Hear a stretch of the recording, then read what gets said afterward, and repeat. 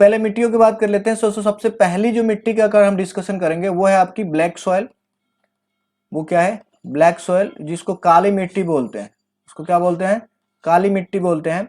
अब पूछता है कि काली मिट्टी का निर्माण कैसे होता है, तो वह मिट्टी जो बेसाल्ट लावा के उपक्षय के कारण निर्मित हुई है, उसे रेगुर मिट्टी कहते हैं। उसे क्या कहते हैं? रेगुर मिट्टी कहते हैं। तो रेगुर मिट्टी के को किस नाम से जाना जाता है? इसे ही ब्लैक सॉइल के नाम से जाना जाता है।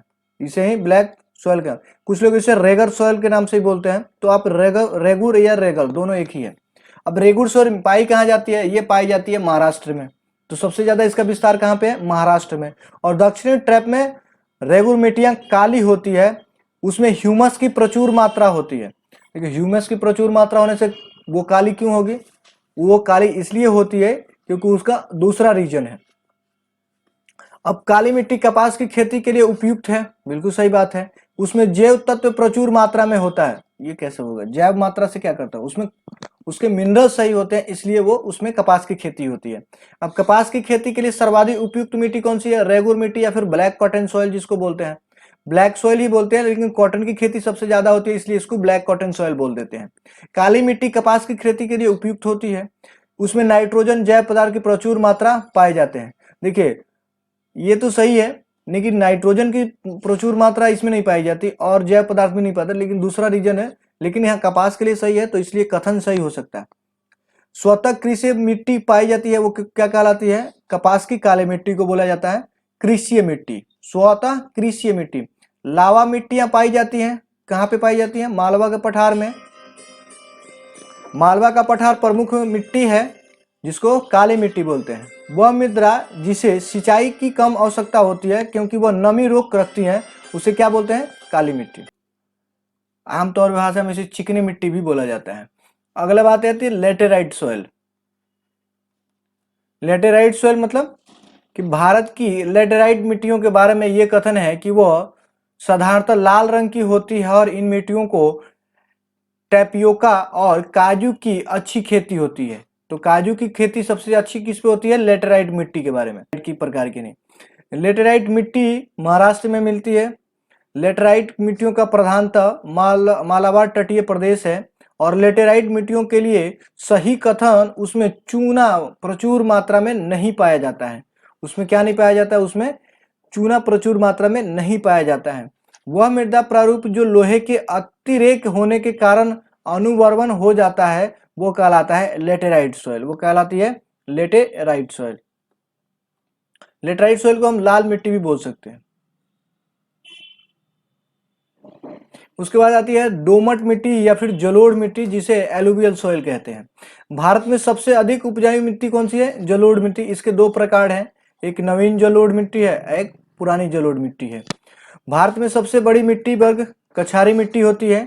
गंगा के मैदान पुरानी कछारी मिट्टी कहलाता है। बांगर, जो पुरानी मिट्टी है उसे बांगर बोलते हैं, जो नई मिट्टी है उसे बांगर, और जो पुरानी मिट्टी है उसे बांगर और जो नई मिट्टी है उसे खादर बोलते हैं। वह मृदा जिसकी जल धारणता क्षमता सबसे कम होती है उसे बलुई दोमट मिट्टी कहते हैं।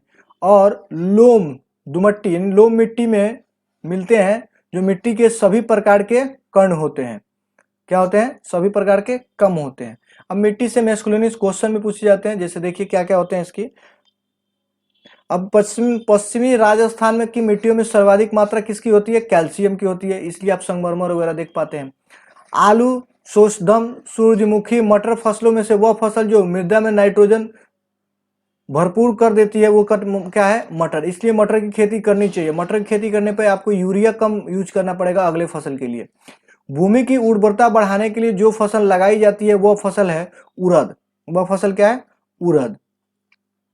भारत के कुछ भागों में यात्रा करते हुए आप देखेंगे कि कहीं कहीं लाल मिट्टी पाई जाती है। और मिट्टी के रंग लाल होने का प्रमुख कारण क्या है? वो कारण इसलिए कि उसमें फेरक ऑक्साइड मौजूद रहता है। भारतीय मृदाओं में जिस सूक्ष्म तत्व की सर्वाधिक कमी होती है वो होता है जस्ता। हिमालय की मिट्टियों में ह्यूमस प्रचुर मात्रा में पाया जाता है। इसका कारण यह है कि हिमालय में सर्वाधिक क्षेत्र वांछित रहित है। देखिए ह्यूमस होना ये किस पे करता है? Biologically, chemical. तो इसका मतलब क्या है कि वन क्षेत्र होने के कारण तो नहीं है। तो आपका कथन ही गलत है।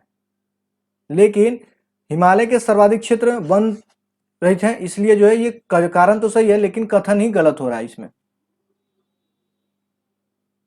अब पौधों को सबसे अधिक पानी मिलता है किसमें? चिकनी मिट्टी में।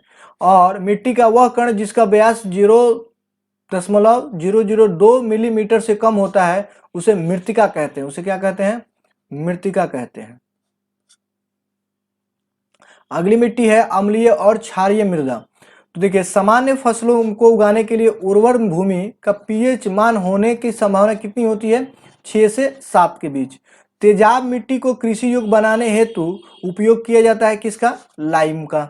मिट्टी में खड़ापन और क्षारीयता की समस्या का समाधान है खेतों में जिप्सम का प्रयोग करें। खेतों में किसका प्रयोग करें? जिप्सम का प्रयोग करें।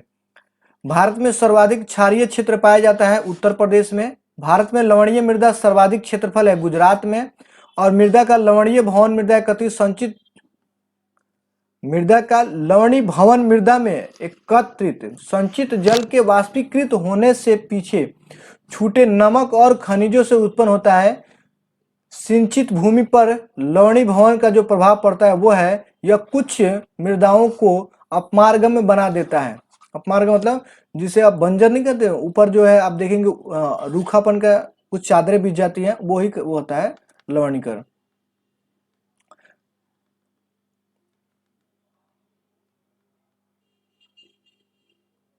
चाय बागानों के लिए उपयुक्त मिट्टी कौन सी है? अम्लीय मिट्टी। अब मृदा अपवर्दन एवं उसके सुधार, अपवर्दन को हम सोइल इरोजन बोलते हैं। देखिए, भारत में सबसे ज्यादा सोइल इरोजन की समस्या है।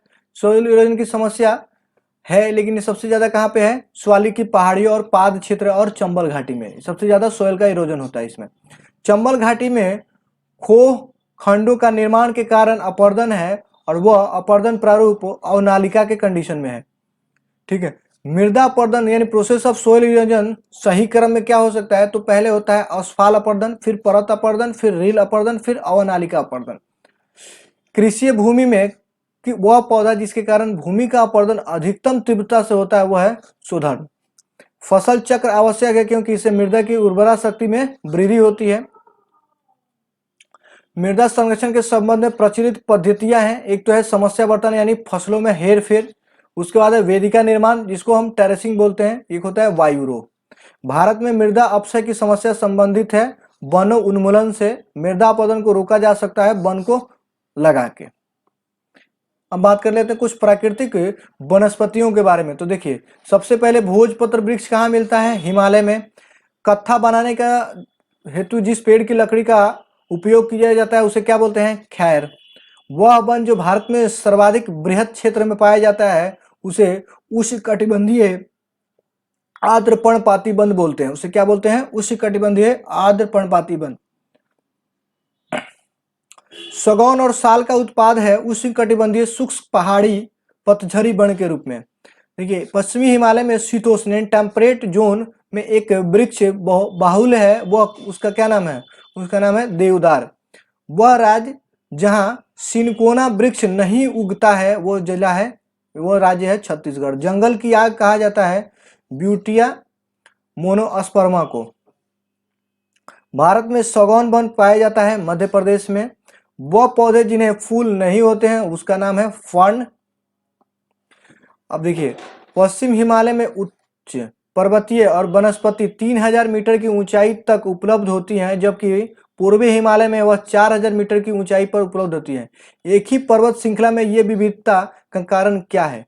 कारण ये है कि पूर्वी हिमालय का भूमध्य रेखा और समुद्र तट से पश्चिमी हिमालय की अपेक्षा अधिक निकट होना ही इसका कारण है। उसके बाद है ऑरिक्स और चीरू में क्या अंतर है? देखिए, ऑरिक्स गर्म और शुष्क क्षेत्रों में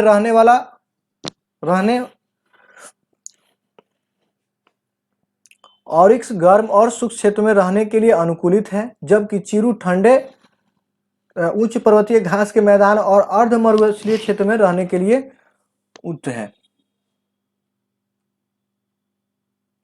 देखिए, अब कुछ राज्य दिए हैं। सागौन कहाँ मिलता है? तो वो है मध्य भारत में। देवदार मिलता है हिमालय के ऊंचे क्षेत्र में। सुंदरी मिलता है सुंदरवन में। और सिनकोला मिलता है हिमालय की तराई में। सुंदरी वृक्ष पाया जाता है पश्चिम बंगाल में, क्योंकि पता है सुंदरबन कहाँ है? पश्चिम बंगाल से शुरू होता है। उष्णकटिबंधीय आर्द्र पर्णपाती कहाँ, किस प्रदेश में? तराई प्रदेश में। उष्णकटिबंधीय शुष्क पर्णपाती गंगा के मैदान में। अल्पाइन अरुणाचल प्रदेश हिमालय भाग में। और उष्णकटिबंधीय सदाबहार कहाँ मिलते हैं? सह्याद्री में। लंबी जड़ों और नुकीले कांटे अथवा सूल युक्त झाड़ियां और लघु वृक्षों वाले आरक्षित अवरुद्ध वन समान रूप से पाए जाते हैं पश्चिमी आंध्र प्रदेश में। वह वृक्ष जो समुद्र तल से सर्वाधिक ऊंचाई पर पाया जाता है उसे बोलते हैं हम देवदार। और वह राज्य जिसके वनों के वर्गीकरण आर्द्र कटिबंधीय के रूप में किया जाता है वो राज्य है मध्य प्रदेश। और महोगनी वृक्ष का मूल स्थान है उत्तरी दक्षिणी अमेरिका के उष्णकटिबंधीय क्षेत्र। सामाजिक वानिकी में प्रयुक्त बहुउद्देशीय वृक्ष कौन सी है? खेजरी। लीसा प्राप्त होता है चीड़ के वृक्ष से। अगला है अचरा रत्नागिरी जो कक्ष वनस्पति है वो कहाँ मिलता है? महाराष्ट्र में। कूड़ापुर कर्नाटक में। और पिचवरम तमिलनाडु में। और बेमनाड केरल में। और केरल की वनस्पतियां पाई जाती है बेमनाड और कुन्नूर में। इसके अगले वीडियो में हम बात करेंगे सिंचाई और नहरों के बारे में। सिंचाई और नहरों के बारे में।